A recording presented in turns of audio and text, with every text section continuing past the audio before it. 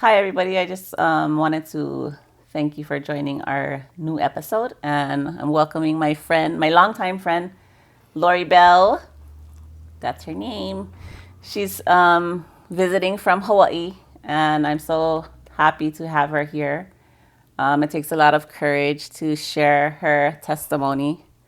I'm just wanted to say how we started being friends is I had re-enlisted in the military, and she was put in charge of picking me up for that day.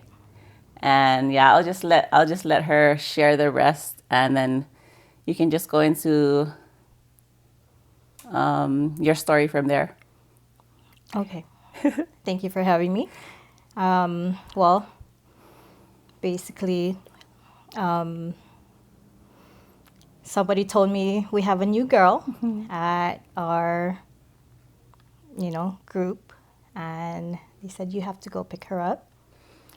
Not knowing, as I got to your house, that you were still running from the car to your house from the club to get ready. And the friendship started from there. Yeah. I don't remember that, but it's okay. Yeah, Yes. so just start where. Well, just a little bit about me. I was born in the Philippines. I came to Hawaii when I was 10. And I basically grew up in a very Catholic environment. Mm-hmm. So that's pretty much all I knew. And loved going to church with my family. Also seen a lot of things that I now, as a Christian, would think a little bit crazy, but that's the environment I grew up in. And I guess it wasn't until I came to Hawaii when I was 10, still went to, Catholic church with my parents and see nothing wrong with it. I do love the people. Yeah. So I just didn't feel like I was getting getting fed. I didn't feel any personal relationship with the Lord. Very different teaching to what I know now. Yeah. So, and being in the military, I joined the military when I was 17, so as a junior in high school.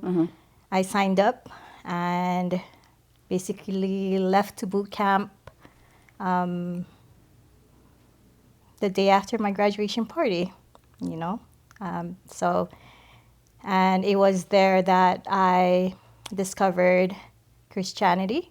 I went to a church with my battle buddies and loved it. Basically, I loved that the message, I could relate to the message a little bit more to life than what I have learned throughout growing up. Yeah. Yes.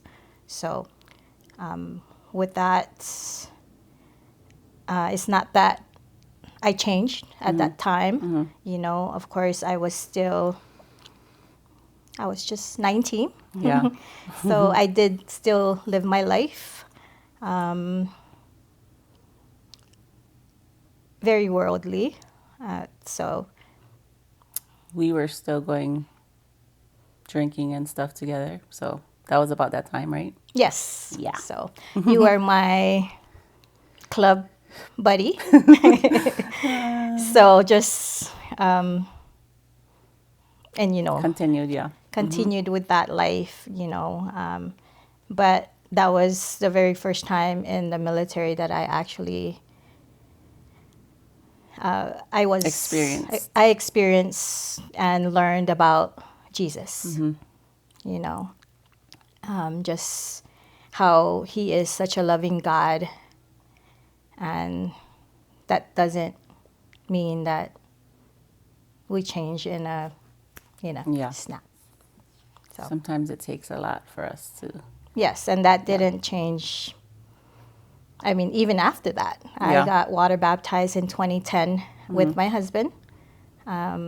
Through the struggles of life, I know we all think once that happens, everything will be perfect. Yeah.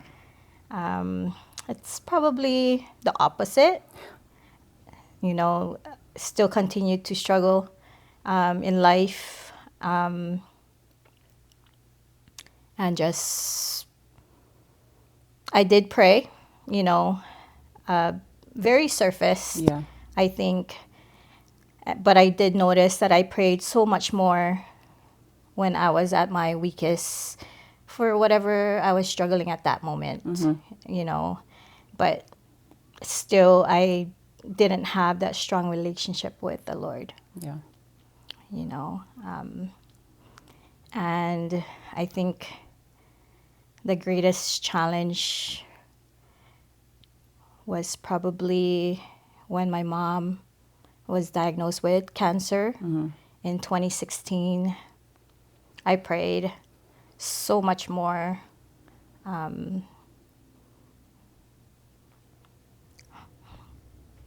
Sorry. It's okay.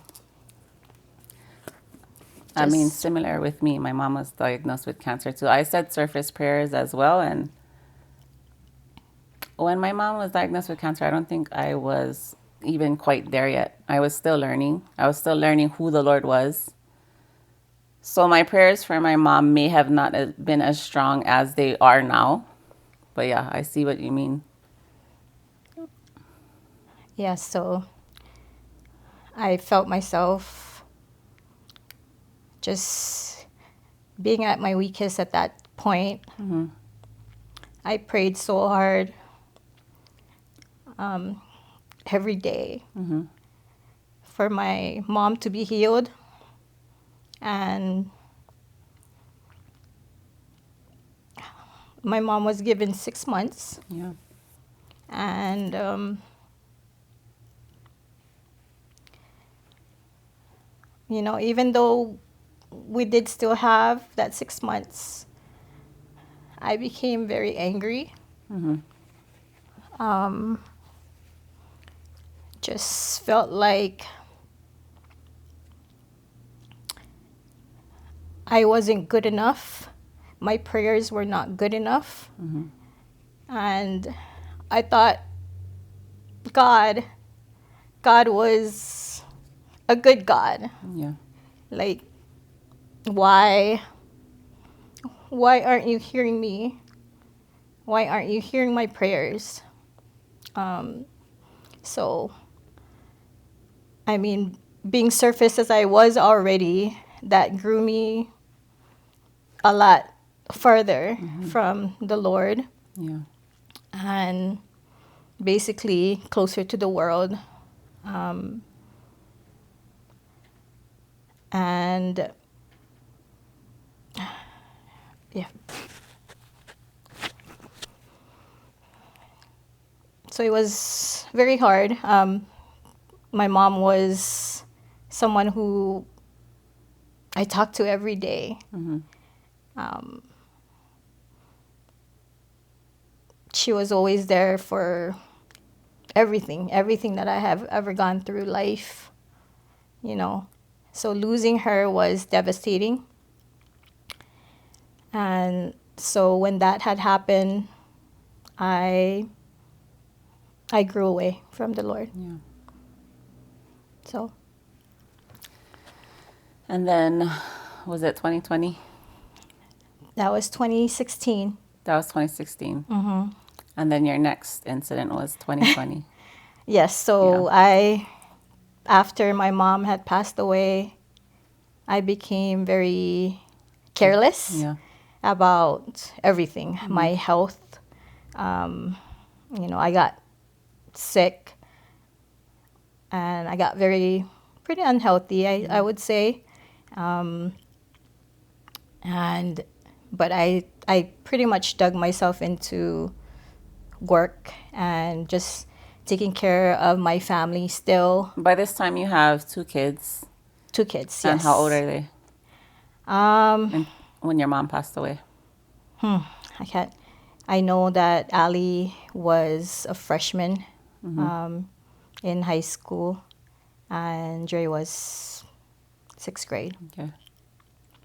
So they took it hard as well.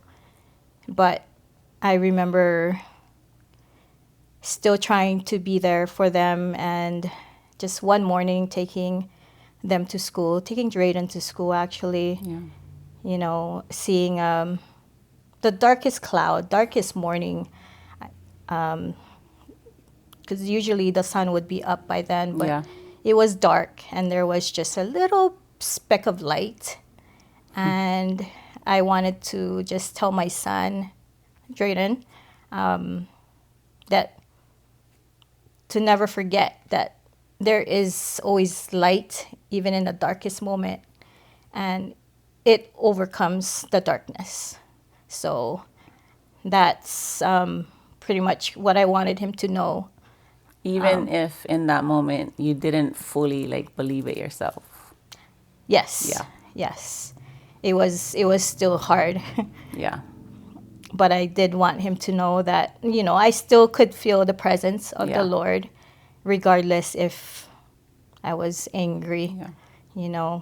I know that he was still waiting, Yeah. just waiting, as he always does. Yes. So, yes, and pretty much work was very busy. I work all hours of the night as well, after taking, my kids to practices and back home. I'm still working. Yeah. And pretty much when no one, seen, I was still up. And that's pretty much how I got through that. And in 2020,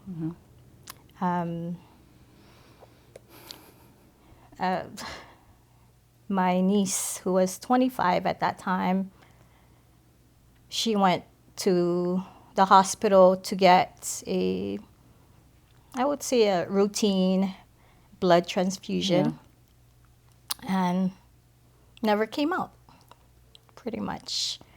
So I was already angry with the Lord. So I'm like, what else you got, Lord? Yeah. Don't ever ask that question. Never. Pretty much, I think at that point my heart was already hardened, I would say. Yeah. Never thought.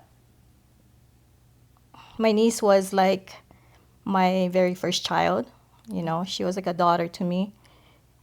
So that was very hard as well. And it's harder because that was during COVID, the hospitals were shut down. Nobody could be there. So Yes. It's like the whole way that she died was a whole mystery in itself. Yes. And she didn't die from COVID, but. No. No, she didn't have COVID. Yeah. She got tested 3 times Yeah. and negative. So to this day, Still you know, questions. those are still questions like many others that I have. So, yeah. So through all of that, I always try to, of course, comfort my kids through it all as well. Just kept them busy, which too busy maybe. Yeah. And with with COVID shutting everything down, churches and everything was stopped. So we were basically locked in, and pretty much that's when we first noticed depression in Drayden. Mm-hmm. But we thought everything was fine. Yeah.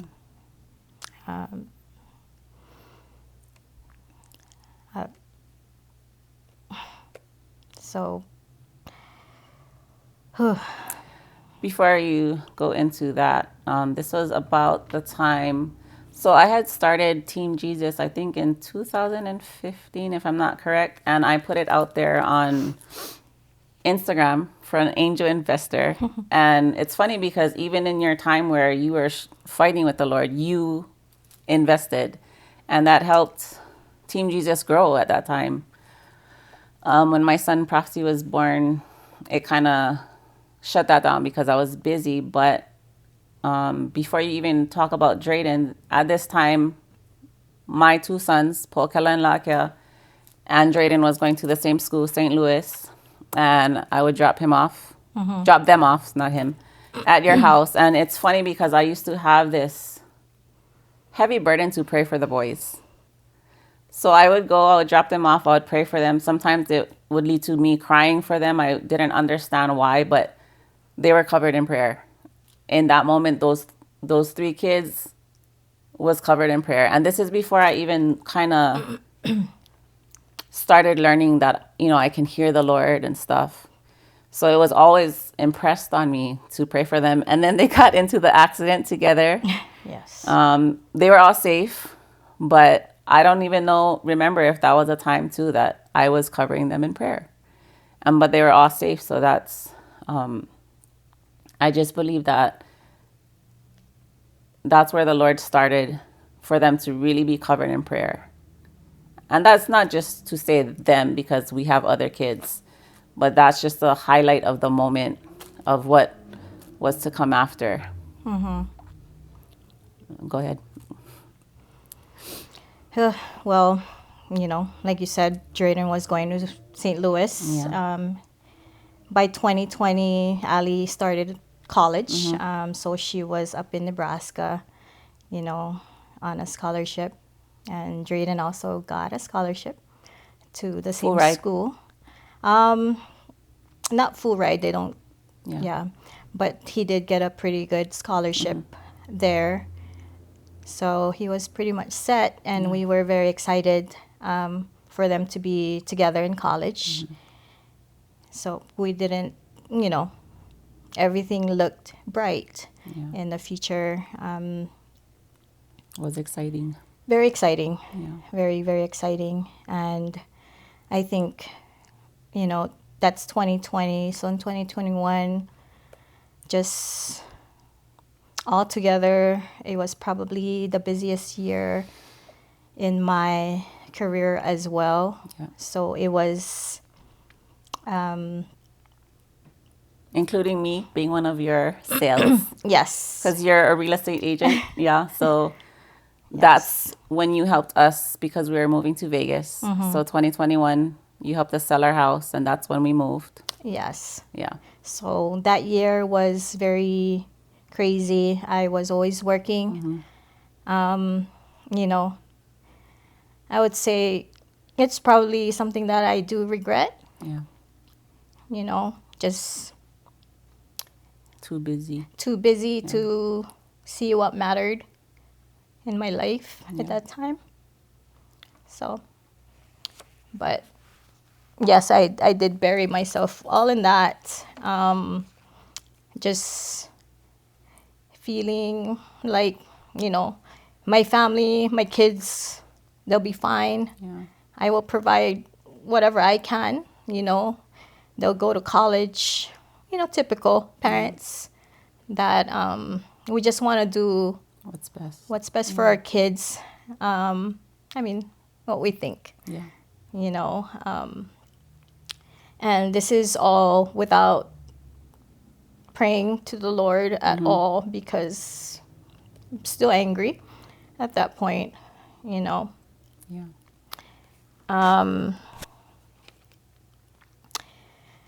Yes.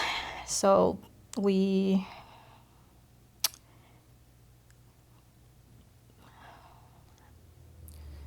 And then so Kevin would visit on occasion, and there was a time where he came to visit, and we're like, oh, let's go to the mountain because it's snowing today. So we did.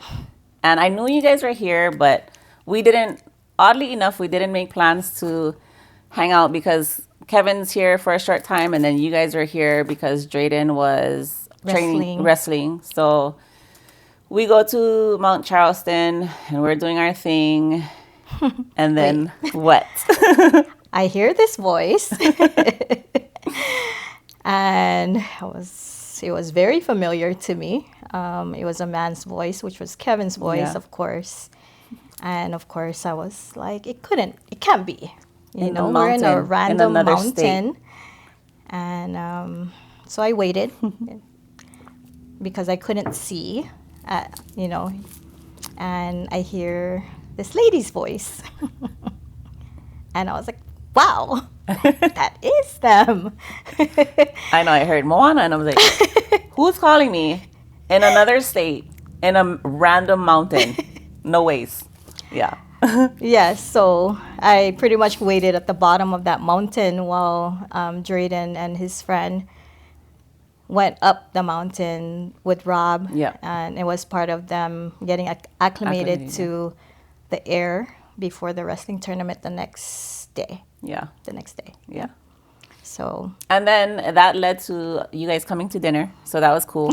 Yes. I got to show you guys our new home. And then it's funny because Dre came to my closet, which is now my prayer closet, and he stood outside, and I was like, no, you have to come inside. You have to see how big it is, because the homes in Hawaii aren't so big. So when we see something that's like amazing, like a big house, we're like, oh, look, So it was funny because he came into my closet, which now is where I say my prayers, my prayer closet. And it was a nice night. We got to enjoy dinner Beautiful together. Night, yes. Kevin was here. Yeah. Yep, So that was the chef. That I believe that wasn't on accident. And then what happened after that? Well, that was a really great trip. Yeah. Great trip. He did well. Yes, he did well. He did have his injury, but he did very well, regardless. So he loved the sport, So his heart for the sport was just, I don't know. He would do all he can to train so hard for it, and his father Rob was also helping training him as well, because correct. That was his sport as well. Yeah. Yes. So pretty much at home, Yeah. my garage is it was Drayden's gym. Yeah. So that was a normal thing for us. Yeah. And he did very well at school, the wrestling, tournaments. So he was actually excelling in wrestling and school. I was, just a little background. I was pretty much like a straight A student in school, so I always wanted my kids to excel in that as well, and not just the sports, because I felt like it was important. Yeah. So I was pretty, hard on them on making sure that school first, being an athlete second. Yeah. So he did all of that.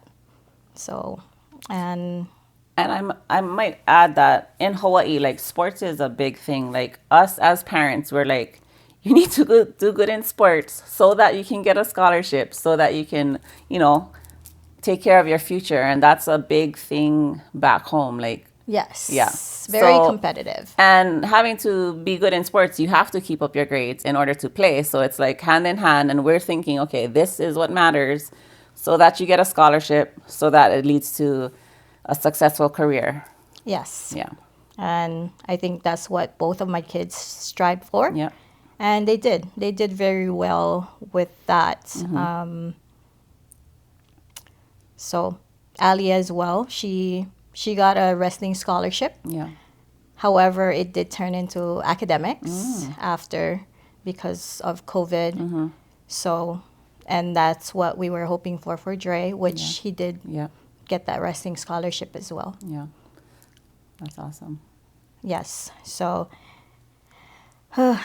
but he trained really, really hard, and just, I never really understood. Well, I remember one thing that he told me at one of the tournaments. He said, "You don't understand how hard it is, Mom." And of course I don't. Yeah. I was never an athlete. Yeah. Definitely never a wrestler. But I did watch them, throughout their whole life, just training. And that's basically what I told him, was like, I don't understand how hard that is, but life itself is hard. Yeah. And sometimes you just have to keep pushing through. And basically that's what my kids did. And just being just so focused on work and training and just life itself. Yeah. We didn't really have those one-on-one moments, other than Driving in traffic. driving in traffic. That's when we got to talk a little bit. If they're not sleeping, Yeah. right? But yeah, that one day, I think I did have a very, very good day with Dre. So let's go into that day. How did it start? Like a normal day, any other normal day. Yeah. So Dre basically was getting ready for the state championship for wrestling, and he was training for it. And he asked me, "Mom, are you working today?" And I did have some work, but it was, I could push it off to do later, which I did. And he asked me if I wanted to go to the gym. Yeah. And so I got ready, and we did. We went to 24-Hour Fitness, and like any other times that we've gone, while he was getting ready, and just he did the sweetest thing. "Mom, can you walk on the treadmill next to me?" Yeah. So he's getting ready for the state championships, which is the next day. So Yes. This is what he's doing. Yeah. Okay. Yes. Okay. So, and I said, "Of course." Yeah. So every time I did go to the gym before that, that's what I did. I went on the treadmill next to him. Yeah. He would run. I mean, that's too fast for me. So I would jog or walk. Just, I think it just made him feel comforted Yeah.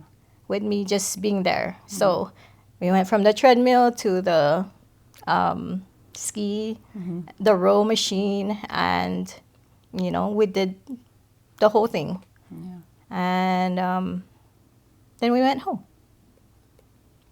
So, and that's when we had a very, very good one-on-one time together, I would say. Yeah. We had a few laughs. He did ask me to give him a massage, so I did give him back massage. I know he was training so hard, Yeah.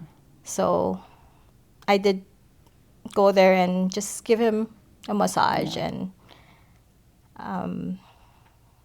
it was nice. Yeah. I didn't see anything wrong. He was joking around, laughing at whatever things he was watching on YouTube, as many kids do. Yeah. And I told him, that, at 12 o'clock I have to go to the store.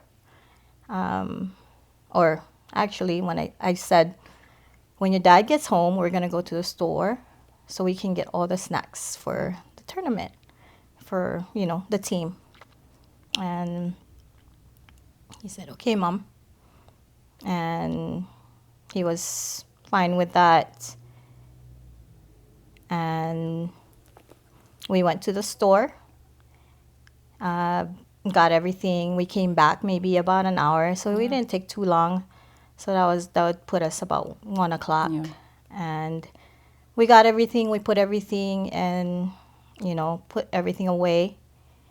And at that time, it was COVID, so we needed to get a test, COVID test, Yeah.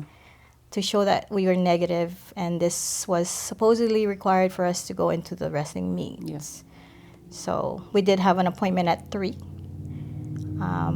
But before that, we were at home. So I told him again, we got an appointment at 3, but we're going to leave at 2 so we can stop and get the lays for the athletes and the coaches, and at 2 o'clock. So, and he said, that's fine, Mom. And he asked me, which room is the coldest room? Because he was trying to drop weight. Yes. Yeah. And he just wanted to be able to relax. Yeah. And of course, at that time, my AC was on in my room. So I said, my room, I said, feel free to go there, take a nap, or just rest. Doesn't matter. Just close the door if you don't want the dogs to bother you.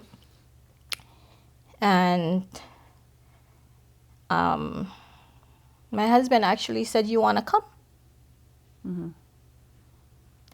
And he said, no, I'm going to rest, And that was fine. We didn't see anything wrong with that. Yeah. Because we did want him to get a rest. And so he went in the room, and he actually put this towel on the ground. That's where the AC hit. So it's so much cooler. Yeah. And that's where he lay down. And that's where he was when we left.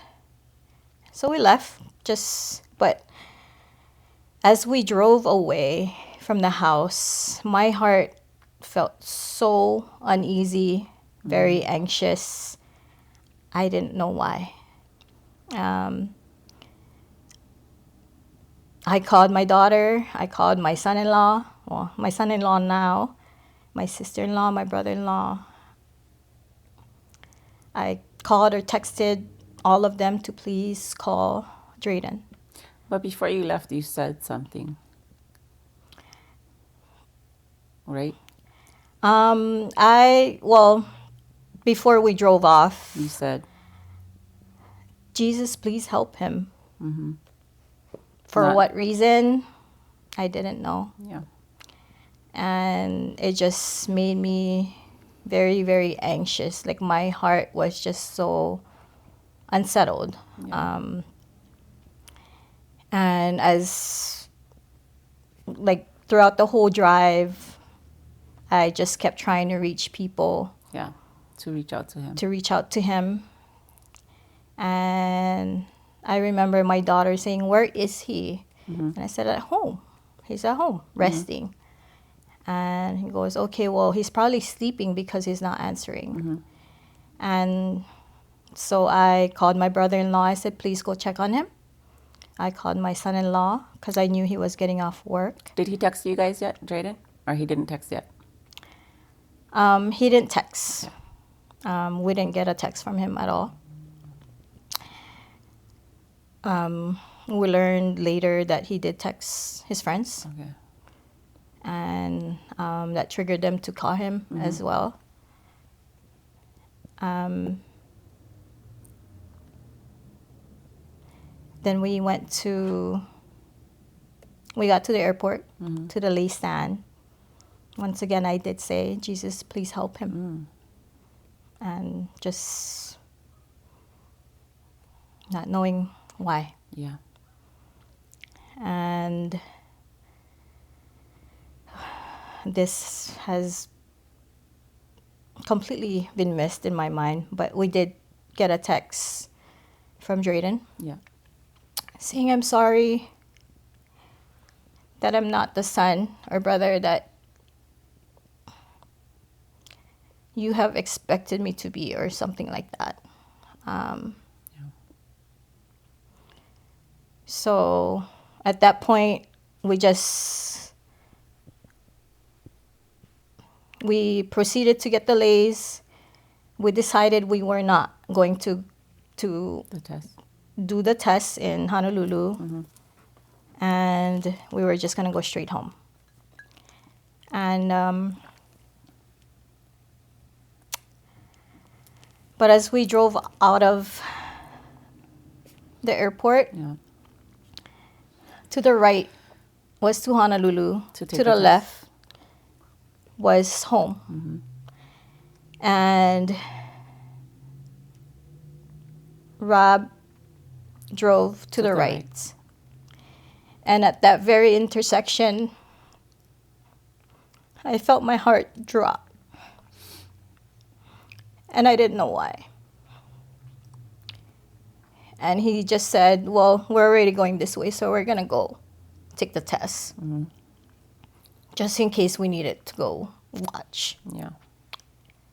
So we did. So we didn't go home till it's traffic, you know. Hawaii traffic is wonderful. It's about an hour and a half. Each way. And the test place was at Ward. And oh my gosh. That's even farther. Yes. So we didn't get home till about 5. And I think at that point, I was still wondering why I was feeling all of that.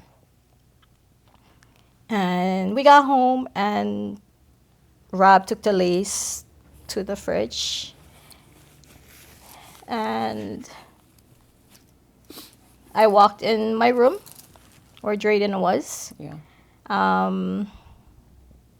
Everything looked normal. He looked like he was taking a nap. Walked past, and then went to my bathroom to turn on the light so it didn't bother him. And that's when my world changed. My eyes were open to everything. I looked at Drayden one more time, and he did still look like he was taking a nap. Yeah. But there was just something that didn't look right. And so I went to lift him up. And at that time, I seen that he was gone. So I screamed. I screamed for Rob to come. And he came. And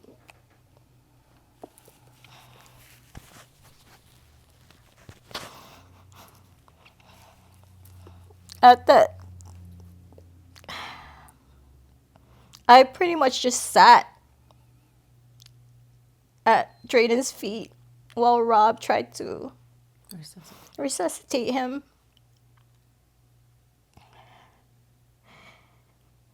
And at that point, in the midst of all that chaos, I said, Lord, I'm sorry.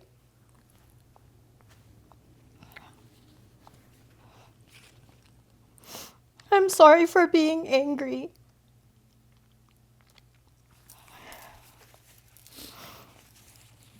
I said, please, Lord, please turn this around. I pretty much begged him to turn it around, let it be a dream. And I sat on the ground just praying this was not real.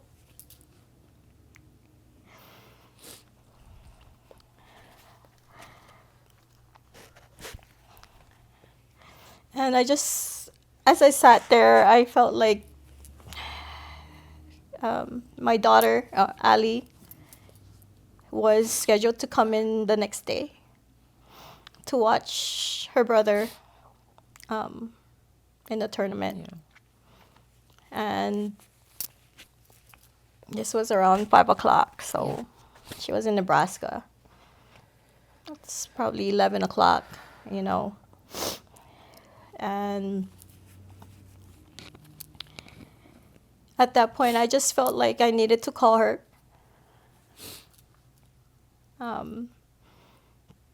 To show her one last time her brother and also what had happened.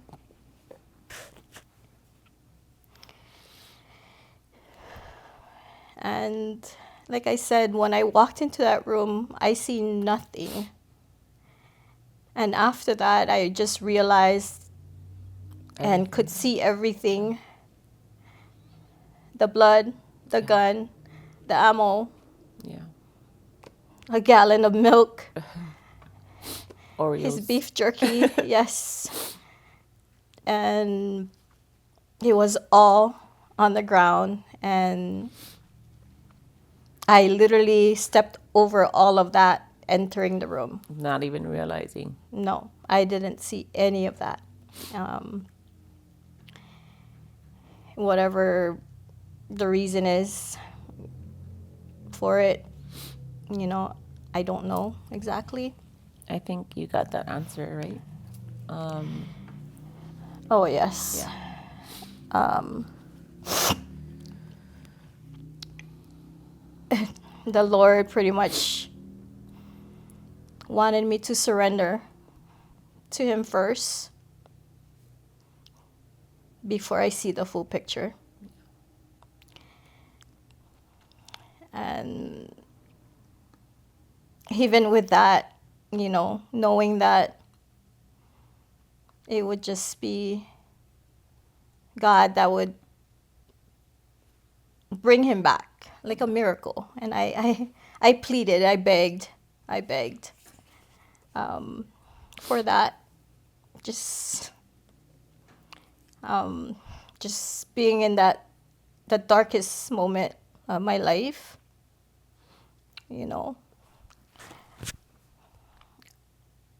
and just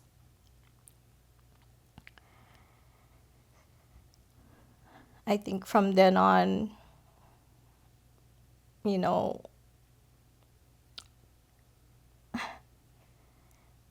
when everyone came, medical, police, and the medical or, ambulance came. That was the last time that I was able to hold him like that.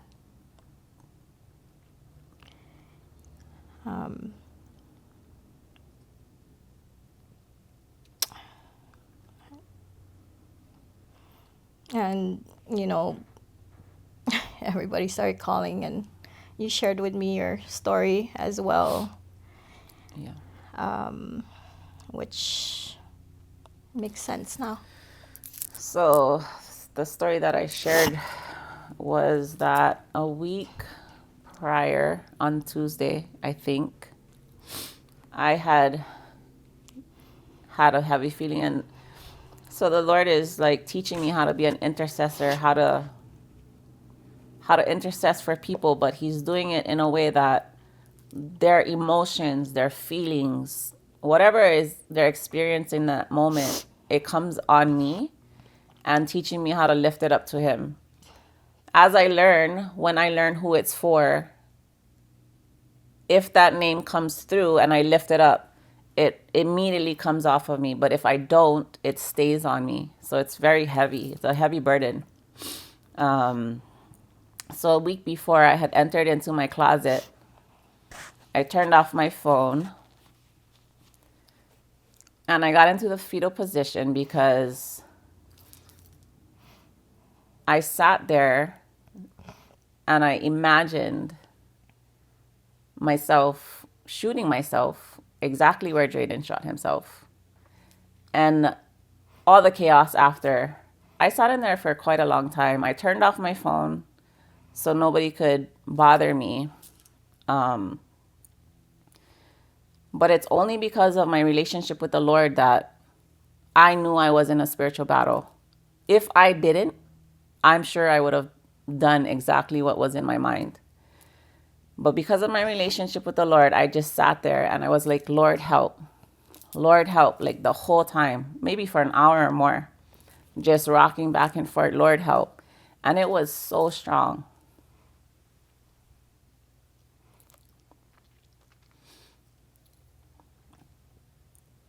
No phone call would have stopped it. You know what I mean? Nothing would have stopped it. And I sat there until the battle passed. And I believe that that was the Lord's way of getting for me to intercess for Drayden. Just like he got you to intercess for Drayden. And our question, both of our questions, because we both lost somebody, right? And one of the first questions that pops up in our mind is, okay, they're gone, where'd they go? Because we know very well what the Bible says, right? Yes. We know what the Bible says when it comes to thou shalt not murder. You know, Kevin passed away in an overdose. And so based off those two things, anybody who's going based off the word of the Lord would absolutely say that both of them are in hell. Correct. However, because we have a personal relationship with the Lord, he was able to show us otherwise. He was able to show me where he interceded for Kevin. And I believe where he was interceding for Drayden. Yes. And we kind of put this together yesterday. Yes.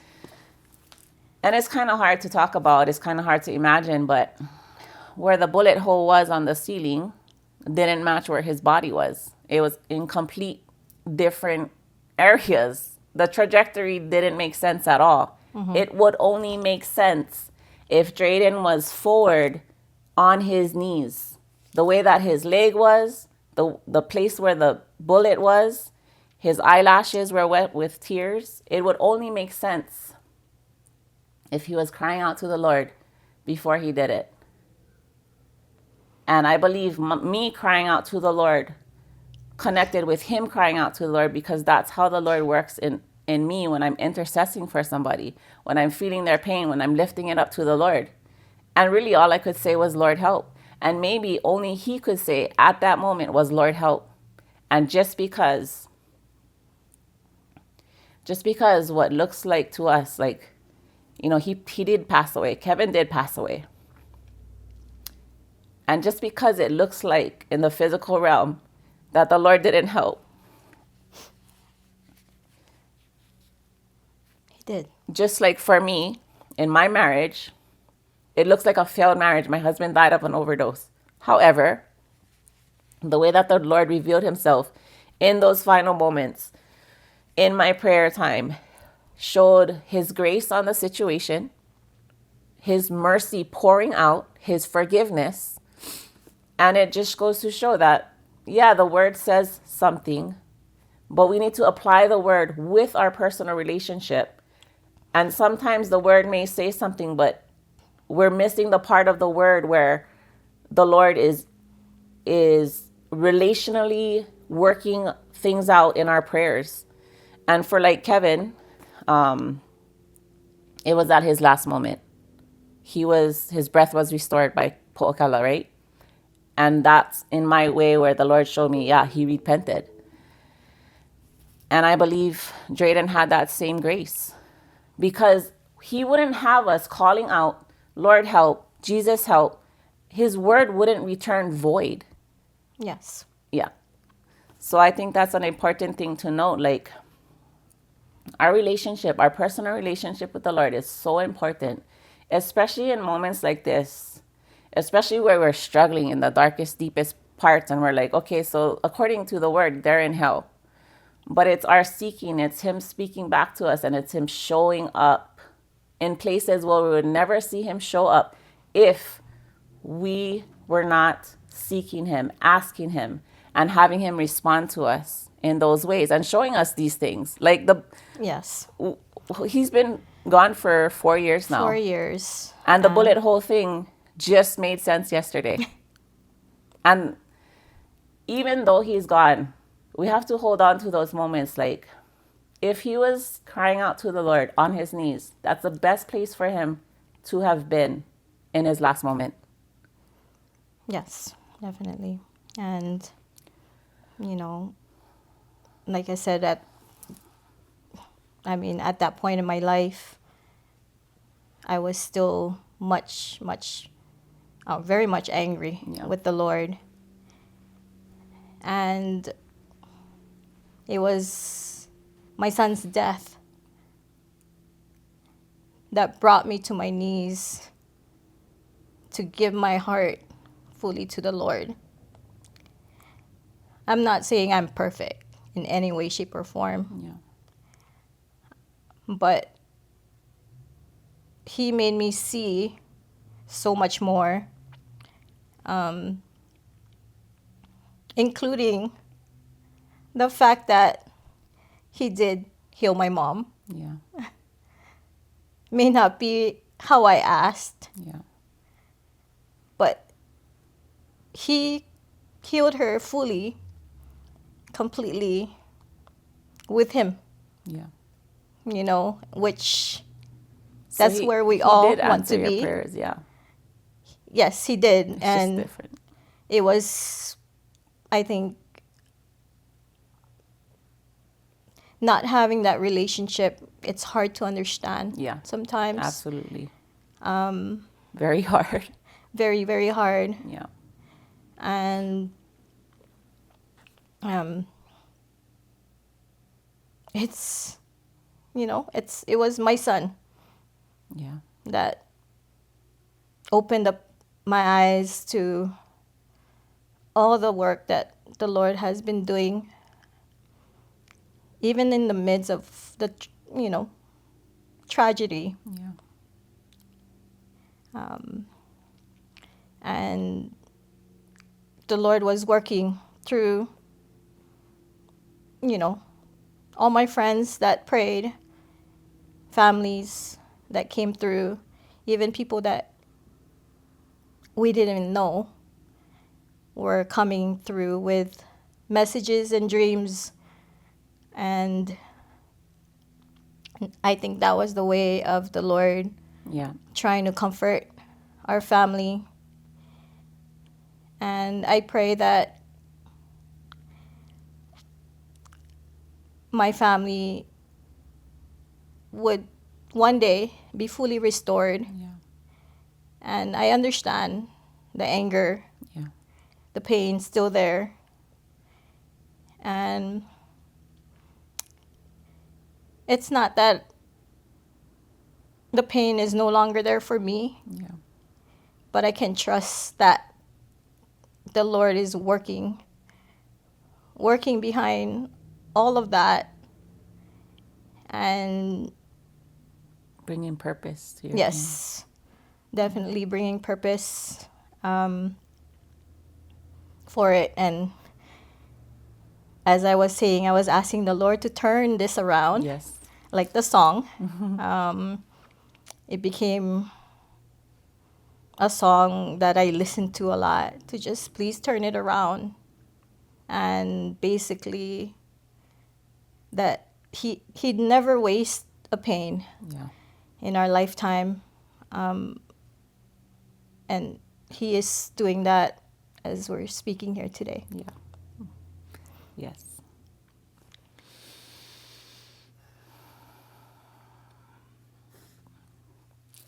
So I just wanted to thank everybody for joining us. We are going to continue